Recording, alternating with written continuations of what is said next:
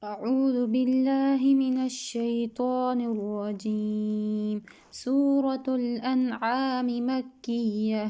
بسم الله الرحمن الرحيم.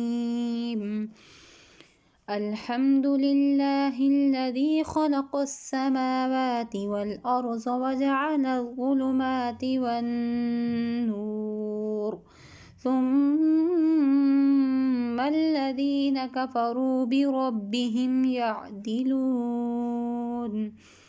هو الذي خلقكم من طين ثم قضى أجلا وأجل مسمى عنده ثم أنتم تمترون.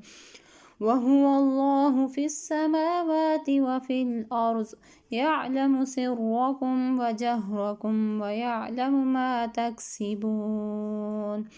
وما تأتيهم من آية من آيات ربهم إلا كانوا عنها معرضين.